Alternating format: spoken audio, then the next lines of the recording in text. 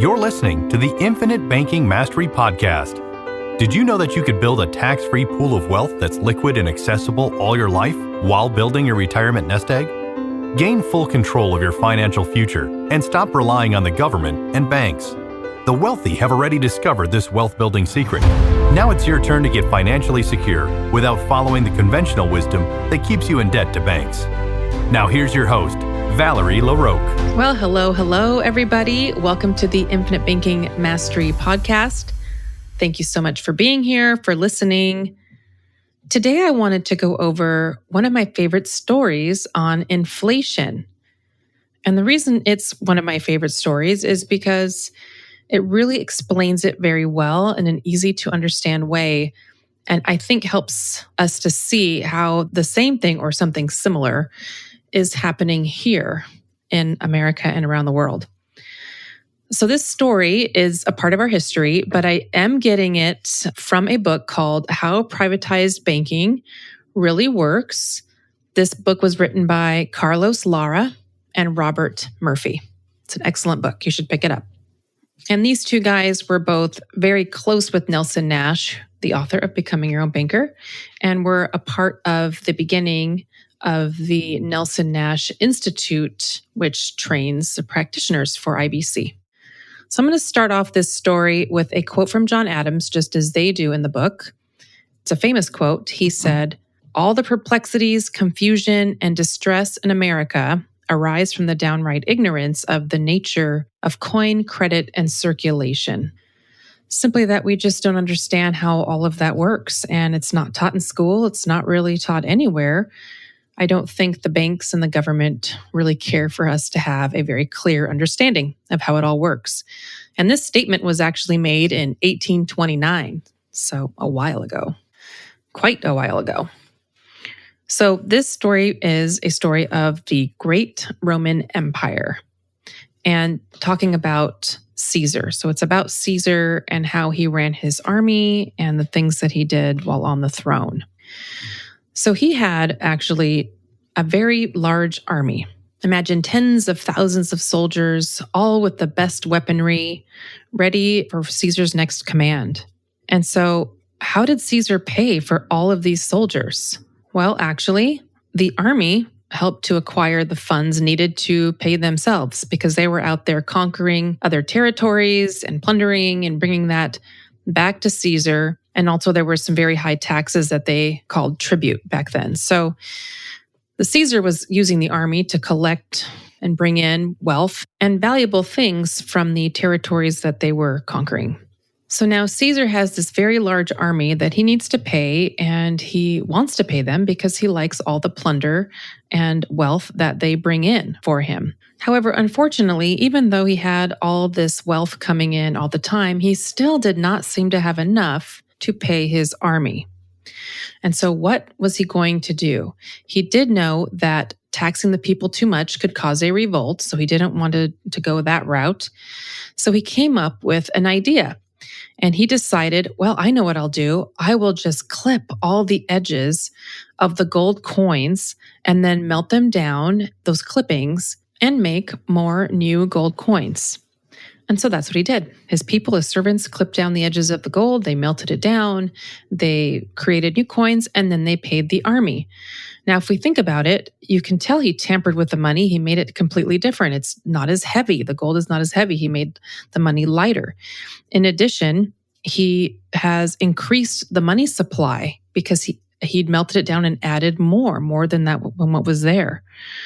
And so he did this, and then these soldiers went out into the market to go purchase their daily goods, what they need for their family. And the people that they were purchasing those goods from in the marketplace realized, wait a minute, this is not the same as the other gold coins. I can tell it's got less gold. It's not weighted the same. And so instead of charging one gold coin for whatever it was that they were selling, they had to raise the price. They had to raise the price of 2 gold coins because they said, well, that's not the same amount and we don't trust it. And so we're going to have to raise the price so that we have the same amount we had before, or it's going to be maybe slightly more, but they didn't want to lose out by having a lesser amount of gold. They didn't want to lose out and receive less money for whatever it was they were selling. Maybe they're selling fish or bread. They didn't want to receive less than the price. And so they knew that that coin was different than what they normally have, what they had in their pocket, that the gold content was lower. So they had to ask for 2 coins instead of 1. Well, the clipping of the coins in the story does not end there. Caesar, again, had his army go out, bring in all the plunder and things they conquered from other lands. And then it became time again to pay the army. And he didn't have enough money yet again. Even though they clipped coins and melted them down and he inflated the money supply, he still didn't have enough money. And so again, he went to clip the coins to melt it down and make even more money again. But he realized that the people had realized what was going on and they put a mark on the money so that they could not clip the coins again. They notched the edges so that it was obvious when the coins would be newly clipped so that they could see it and not be fooled again and receive less than what they were selling their goods and services for. So Caesar, who was not able to clip the coins, decided, aha, I know what I'll do. I will add another metal so we can melt down all the coins. I'll add another metal and we'll create more coins again. And so that's exactly what he did. He melted down the coins, added another metal, created more money, inflated the money supply again, and paid his army. Caesar actually continued to do this until there was less than 1% gold in each coin, and the Roman money became completely worthless. So when that happened, then the Roman authorities, they enacted price controls. But with the price controls, merchants were unable to raise the prices that were going along with their increased costs. So they were paying increased costs. Their costs were going up, but they were unable to raise prices on the products. So the merchants ended up going out of business. And the population, with all the skyrocketing prices, could no longer obtain the things they needed for everyday life. These people ended up fleeing off to the countryside and trying to live off the land. So what actually caused the Roman Empire to fall? It was debasing the monetary unit.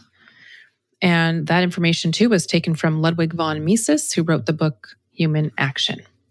So as the authors of this book put it, can you see the significance of this piece of history? When the value of money is deliberately diluted, you need more of it to buy what you need. Prices necessarily will rise everywhere. And that is certainly and unfortunately aligned with what is happening today. Also, unfortunately, it's happening all over the world. So it's not just here in America. So I just feel like this story really puts it in perspective so you can see, what does this mean when we're talking about inflating the money supply? They're printing dollars. How does that really affect things? I just feel like this story really paints the picture so you can see and feel how it would affect prices that you're paying at the store. Well, I hope you found that story interesting, and just remember it when you're at the store buying things. Why is my price so expensive? Well, the government is inflating my money supply, and I really wish they would stop. And keep in mind, too, that banks are a part of that because they are inflating the money supply by loaning out more than they actually have in reserve.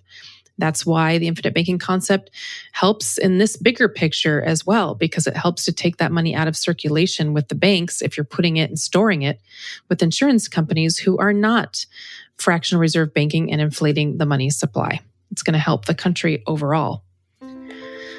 Well, if you would like to connect, if you would like to partner with me and for me to help you put a plan together for you and your family, I would love to connect with you. You can reach me at Valerie@alphaomegawealth.com. I look forward to hearing from you, and I will talk again next week. I hope you all take care.